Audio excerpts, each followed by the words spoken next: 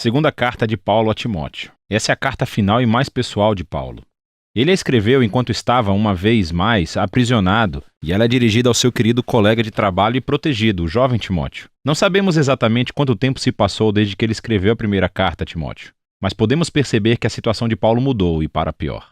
Ele está preso em Roma, o que poderia se referir ao seu tempo em prisão domiciliar mencionado no capítulo 28 de Atos. Ou pode ser que ele tenha sido libertado daquela prisão, vivenciou outra longa temporada de ministério e então foi preso novamente em Troade. De qualquer forma, Paulo diz que está no meio do seu julgamento do tribunal e isso não está indo bem. Ele tem certeza de que não irá sobreviver a este. E para sair dessa situação obscura, Paulo apela para Timóteo, que parece ainda estar em missão em Éfeso. Paulo pede a Timóteo para vir ficar com ele na prisão para que possa passar-lhe a missão de criação de igrejas que ele iniciou. O modelo da carta é bem simples. Há duas grandes seções onde Paulo desafia Timóteo.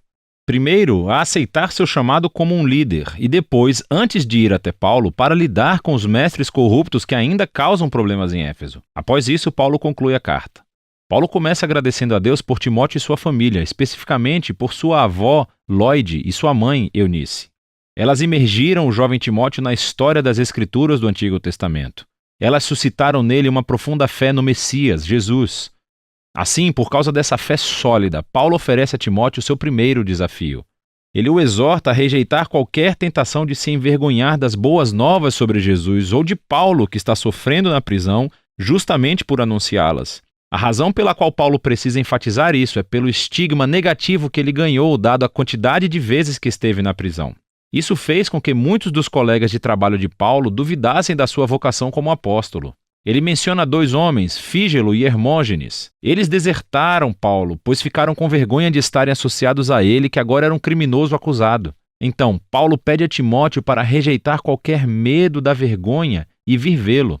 Paulo sabia que esse era um pedido caro, que poderia colocar Timóteo em perigo. E assim, ele lembra a Timóteo que a graça de Jesus é uma fonte de poder realmente importante e que ele precisará dela, pois seguir Jesus não é fácil. Exige tudo o que você tem. Paulo compara o fato de seguir a Jesus a se alistar como um soldado que se esforça para agradar o seu comandante oficial, ou como um atleta que treina o seu corpo para uma competição, ou como um agricultor dedicado e trabalhador. Todas as três metáforas envolvem uma pessoa que está comprometida com algo maior que elas mesmas, e que se dispõe a sacrificar e a passar pelos desafios para atingir um objetivo maior. E, claro, o maior exemplo disso é o próprio Jesus. Devido ao compromisso dele com o Pai, ele sofreu a crucificação nas mãos dos romanos. E, da mesma forma, o próprio Paulo sofre agora em uma prisão em Roma. Sofrimentos e sacrifícios são inerentes à vida cristã. E é por essa razão que a ressurreição de Jesus é o fundamento da esperança cristã. Ou, como Paulo coloca nesse poema muito poderoso e breve, se morremos com ele, então viveremos com ele. Se aguentarmos o sofrimento, então reinaremos com ele. Se o negarmos, ele nos negará.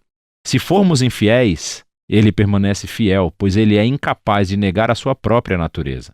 O amor de Deus pelo nosso mundo gerou uma nova esperança pela morte e ressurreição de Jesus.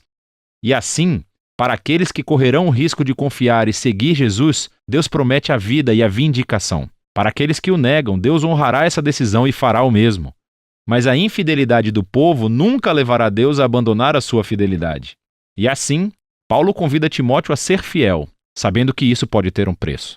Paulo segue para a segunda metade da carta, convidando Timóteo a confrontar os mestres corruptos em Éfeso, antes que ele venha a Roma. Aquilo que eles ensinam está se espalhando pela igreja de Éfeso como um câncer.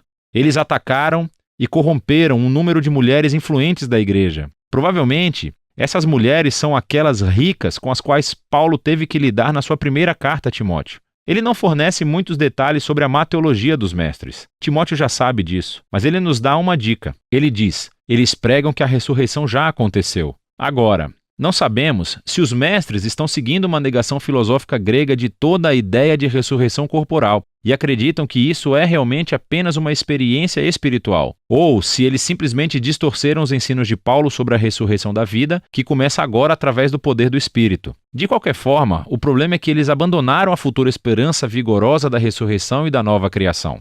Em vez disso, eles abraçaram um cristianismo privado hiperespiritualizado que está desconectado da vida diária. E assim, Paulo convida Timóteo a levantar líderes fiéis, os quais ensinarão as verdadeiras boas novas de Jesus.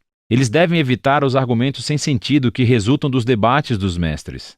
Em contraste, Timóteo e sua equipe de liderança devem manter importante aquilo que é importante. Eles devem se concentrar na história central e na mensagem das Escrituras, que nos dias de Paulo significava primeiramente o Antigo Testamento. Paulo diz que essas Escrituras podem lhe dar a sabedoria que conduz à salvação por meio da fé no Messias Jesus. Ele está dizendo que o objetivo das Escrituras é contar-lhe uma história unificada que o leva a Jesus e que tem sabedoria a oferecer ao mundo todo.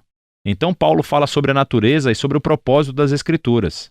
Ele diz que todas as Escrituras são inspiradas divinamente, literalmente pelo Espírito de Deus. É uma referência ao papel do Espírito em guiar o autor bíblico para que aquilo que ele escreve seja o que Deus deseja que o seu povo ouça. E Deus fala ao seu povo nas Escrituras sobre um propósito muito prático. Ele diz que elas são úteis para o ensino, dizendo-me coisas que eu não sabia antes. Elas são úteis para o desafio, provocando-me sobre as coisas que eu digo que acredito, mas com as quais eu não vivo consistentemente. Elas são úteis para corrigir-me, para expor as minhas formas confusas de pensar e me comportar.